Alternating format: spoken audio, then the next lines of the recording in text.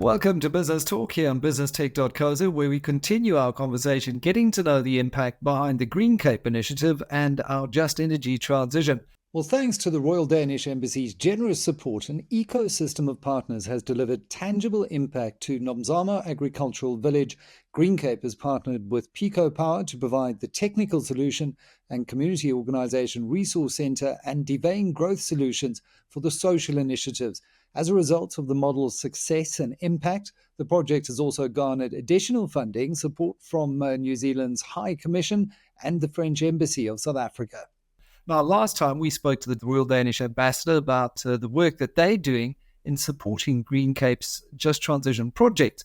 And today I'm thrilled to be joined by Reshmi Wolvers, who's an expert analyst on social impact at GreenCape, to find out more about an alternative service delivery project that the Royal Danish Embassy has been supporting GreenCape to deliver in Ermelo. It's called the Nomzamo Cultural Village. And Reshmi, it's great to have you on the show. It's really looking at your CV with degrees in architecture and sustainable development, finding yourself working in this space must be a real calling, a vocation for you. Just tell me a little bit more, firstly, about your career and what led you into this position at GreenCape.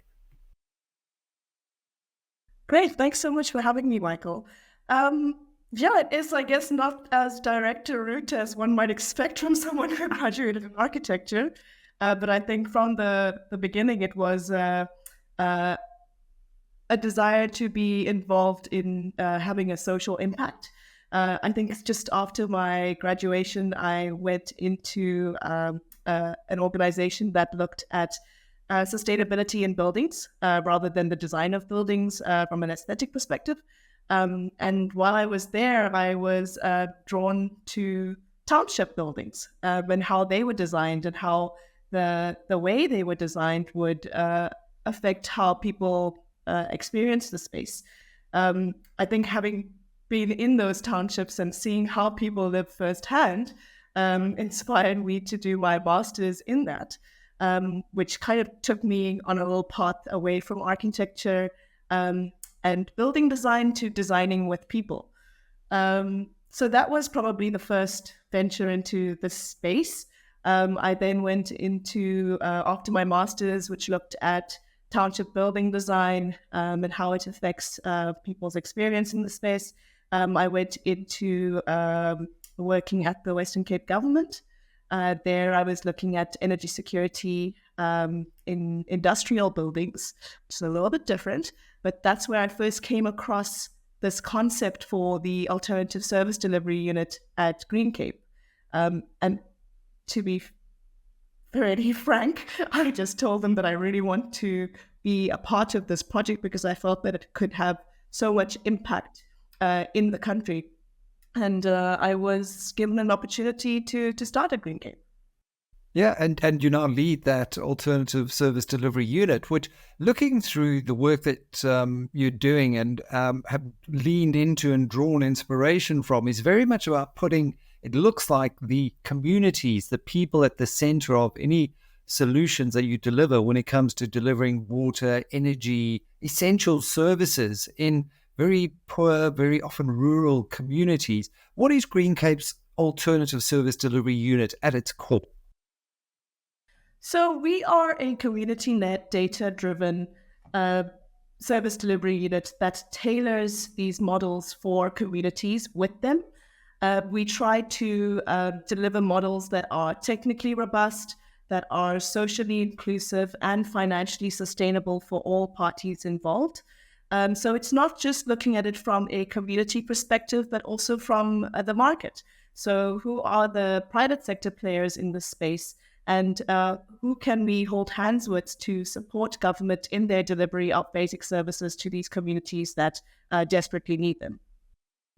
As we know, when we talk about service delivery in that context in South Africa, you're talking about a vast challenge, but equally a vast opportunity.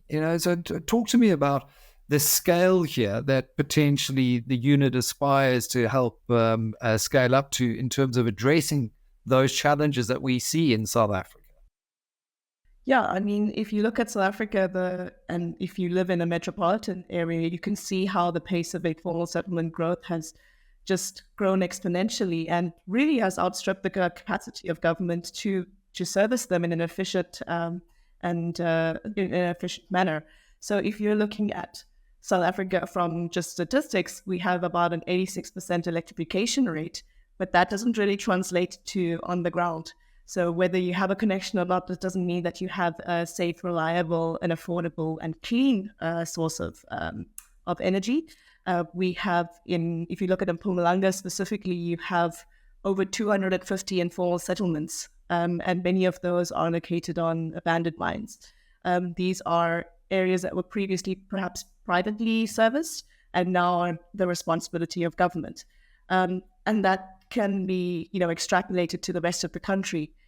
In Cape Town, we have close to 500 informal settlements, many of which are never going to be serviced. And there's, a variety of reasons for them to not be serviced and to never be serviced. It could be that they are under a pylon or on a wetland. These aren't really areas that are incentivized for people to stay, but that people stay in out of desperation and need. So the opportunity is vast. It's also an opportunity for us to work with these communities that would otherwise be cross-subsidized by wealthier segments of the population to actually show that they are able to pay for a level of service that they are otherwise not paying for. And that's an important point because I think a lot has been made about non-payment for services delivered, but you talk about communities who are willing to pay, and you speak of being a data-led organization. So that's a very interesting insight. What are some of the examples here when we talk about being able to service communities in an alternative way? Are we talking about off-grid solar, for example, and new ways of treating grey water to potable standards? Give me an implementation example of the work that you're doing on the ground. Yeah, absolutely. So what we try to do when we work with any of these communities is to be fairly technology agnostic. We're not focused on what kind of technology can service them from the get-go. We're more interested to understand what their priorities are. So when we go into a community, for example, the Nozama Agricultural Village that we've been supported by Royal Danish Embassy to support, is a community that it's about 600 to 700 households. And we worked with the leadership and representatives of that community to understand what are their energy challenges in the space, specifically energy, and what can we help to solve. So there, obviously, in these contexts, there are a number of problems and challenges that we could address, but looking at energy specifically, some of the areas that they highlighted were home level electricity, so just having lights in their homes, having area lighting, so being able to stay out after dark, and also refrigeration, which is a significant challenge. And then so what we do is, once we've understood this through an enumeration process where we've understood what people are paying currently for the alternative, how much are they paying for candles, how much are they paying for paraffin, for gas, for the alternative, which they're anyways having to find income for, and then what are they able to find a productive alternative for. So we work with them, understand these bits of information about them, and then we go out and find service providers who can meet as many of those priorities as possible. And this opens up the basket of technologies that could be offered. So it could be solar home systems, it could be microgrids, it could be power brick solutions, it could be pay-as-you-go gas, or whatever it is that meets as many of those challenges as possible within the context of that community. So how much is this community actually able to pay on average? What kind of limitations does this community have? And what is that the context look like? Is it stable ground? Is it something that microgrid, for example, would be able to physically be installed in? And these are some of the things that we co-design with the communities and then also with service providers to try find a a solution that will work for all the parties. We're not asking for handouts, so we want it to be a business model that works for the service provider and which will grow that market as well, but also for the consumer at the end of the day, that they're able to afford this system and that over a period of time, they're able to eventually own these systems and also demand the level of service that they are paid for. In the case of Nopsango, we actually ended up going for these power brick solutions that are solar powered. And then for every 15 systems or so, it was a alternative lighting solution for the community. So ultimately about 20 systems for 300 households. And it's a very circular way of ensuring that these are sustainable solutions, because the service providers ultimately are being reimbursed for the services delivered. You grow that market, as you said, but ultimately the community is getting the much needed services that are currently not being delivered or met at a local government level.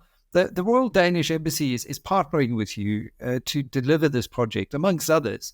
The ambassador highlighted that this kind of links to their goals in supporting the just transition in South Africa. So it's important for them as well. What does this partnership enable you to do, though?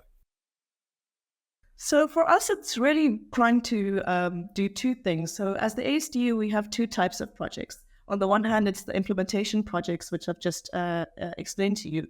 So these are the on-the-ground projects where we work with communities and partner with the private sector.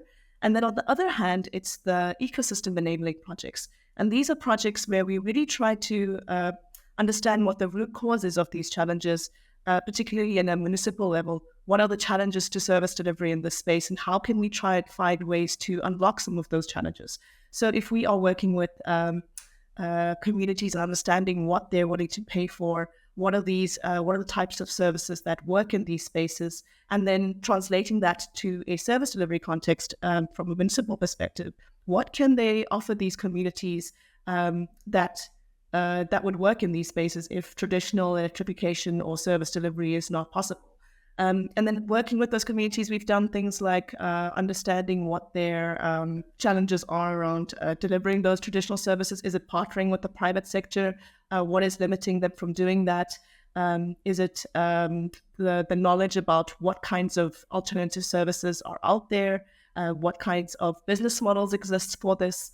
And also just understanding, what are the technologies that are useful in these spaces? Looking at high mass lighting, for example, what are the decentralized alternatives to this? So we've worked with a couple of municipalities to capacitate them. And this is one of the opportunities that the Royal Danish Embassy has also afforded us. Besides the 300 households in Nomzalo Agricultural Village, it's also to help and capacitate some of the local municipalities in Mpumalanga to really understand what their challenges are and to break down what it is that they can do to be able to deliver the services to these communities, which are ultimately their responsibility. Well, that's very encouraging from a public-private partnership perspective, when you see that the private sector, through embassies, through the work that various NGOs are doing, and impact investors are all trying to ultimately rally together to solve for the same challenge at the end of the day. And I think that goes to deepening trust. What have been some of the impacts that you've seen so far in rolling out this model? So I think just from a blanket level, it's obviously service delivery to those 300 households in Nomzalo Agricultural Village. That's 300 out of almost 681 households. But 300 of those households have all signed up for the service that they will be paying for. So it's absolutely voluntary, but there's clearly demand. We have the area lighting in this community as well. We have job creation. So for the enumeration portion of this work, 30 residents were trained and recruited for the job. So they've learned skills on how to enumerate, go door to door to collect the data, to use GIS devices to map services. They've been trained to do that work and also to analyze the data as well. We've worked with the leaders to upskill their leadership capabilities. There have been a number of opportunities created for residents in the community to learn how to install these systems, how to maintain the systems, and to also do sales and marketing for these systems as well. There are opportunities for them to build this franchise over to other communities as well. So there's really business development opportunities that have been cultivated in this space as well. And I think one of the major impacts that we've achieved is through this partnership with the Royal Danish Embassy, more funders have come on board to support the rest of the community. As I mentioned, it was 300 out of the 681 that were originally provided for. And now we have new funders who have come online who are funding the rest of the community. And where we were originally only looking at energy service delivery, now we're able to look in sanitation as well. So it's actually just the snowball effect of how, support for this kind of initiative generates more support. And ultimately, it's the people on the ground that are reaping the benefit of that. Yeah, and that must, for you, be deeply satisfying, because that's ultimately, what you are hoping to achieve, I'm sure, as the alternative service delivery unit in GreenCape, to be that catalytic, spark in igniting this chain reaction. And there's so many communities in South Africa that could benefit from this type of model. How can people get involved in working with you on this?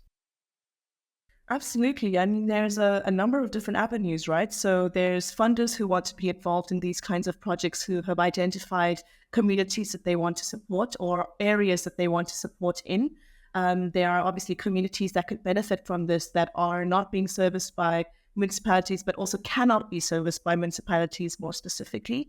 There's municipalities that are that want to support their residents, but are physically unable to provide centralized services to these areas and need an alternative. So there's all these different elements that are looking to access this market, to provide them with services, and that are unable to partner on their own.